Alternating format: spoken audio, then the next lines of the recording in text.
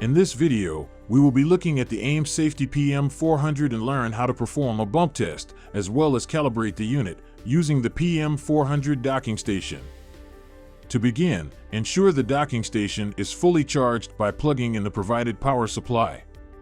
A full charge will take approximately 3 hours and will last for approximately 1,000 bump tests.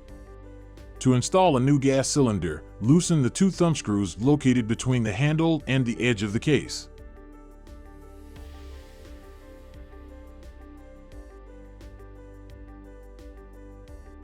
Lift the handle to open the gas cylinder compartment. If not installed already, please install the provided USB drive into the port as shown here. The USB drive is necessary for recording the bump tests and calibrations. Before installing the bottle, check that the use before date on the label has not elapsed. If it has, contact your AimSafety rep for a replacement. Attach the cylinder to the gas regulator by threading the bottle into the fitting until tight.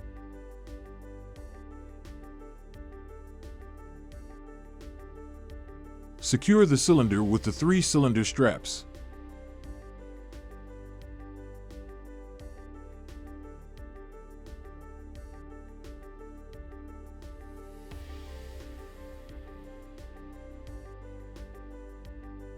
Close the cylinder compartment. Tighten the 2 thumb screws.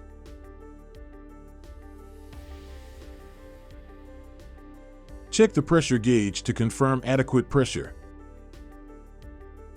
Remove the bottle from the station if it will not be used for a while, to prevent gas from seeping out over time. To turn on the unit, press either the bump test or the calibration button for 2 seconds. The power LED will initially turn on to orange, then switch to green when the unit is ready.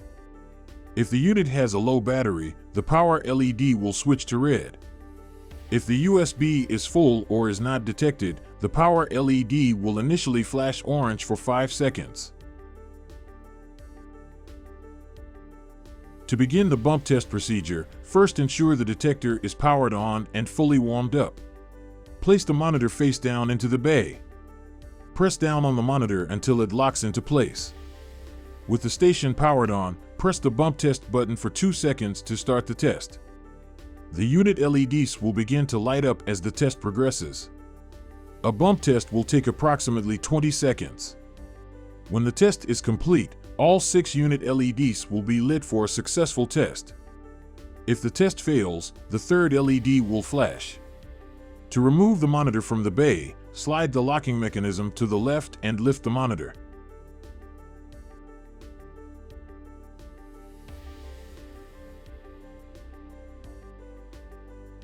To perform a calibration, place the monitor face down into the bay. Press down on the monitor until it locks into place. With the station powered on, press the calibration button for 2 seconds to start the test. The unit LEDs will begin to light up as the test progresses.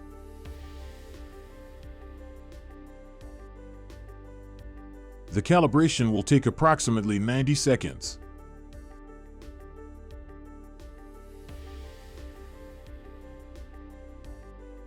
When the calibration is complete, all 6 unit LEDs will be lit for a successful test.